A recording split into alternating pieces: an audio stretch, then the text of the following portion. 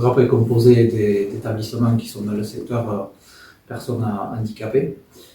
Le GRAP est composé de 5 organismes gestionnaires et ça représente 18 établissements. Le GRAP est très hétérogène. Donc notre GRAP regroupe à l'origine 6 OG, tous dans le secteur du handicap, avec 3 DITEP et 3 établissements dans le secteur adulte. On n'avait aucune maturité au niveau du SI, c'est pour cela qu'on s'est appuyé aussi sur l'école des mines pour pouvoir cartographier les besoins et l'existant au sein des différents OG.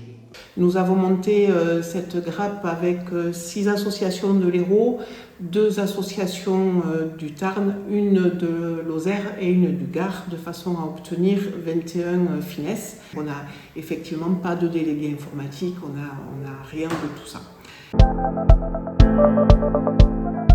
Parce qu'il fallait trouver un logiciel qui réponde à l'ensemble des besoins et au vu de l'hétérogénéité des activités, ça n'a pas été simple.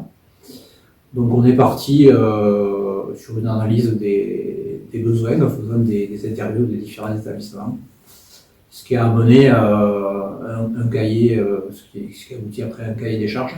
Nous sommes passés par la plateforme du RESA pour entrer dans la phase achat.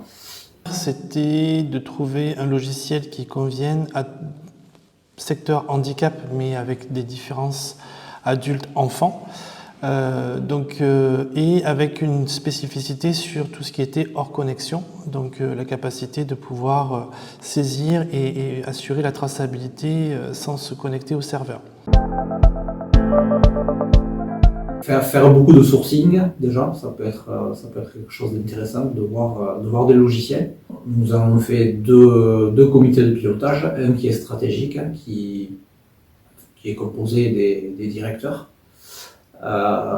et qui permet d'organiser les différentes étapes et de faire des points d'étape. Et après, un comité technique que nous n'avons pas encore trop utilisé dans notre cas parce qu'on n'est pas encore dans la phase de déploiement, mais qui te permet de voir l'avancement de chacun et de voir éventuellement les difficultés qu'il peut y avoir, notamment dans les parties un peu techniques. La première recommandation, c'est de bien redéfinir avec l'éditeur le produit et l'offre du produit concernant les différents enregistrements et suivis qui peuvent être faits.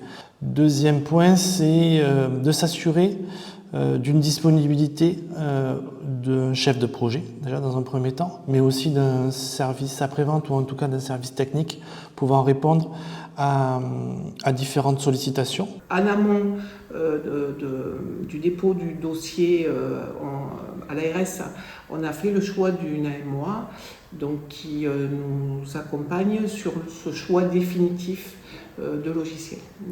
Je pense qu'il faut quand même commencer un peu à regarder ce qui existe sur le marché avant même la notification de l'ARS. On gagne du temps, c'est quand même plus facile.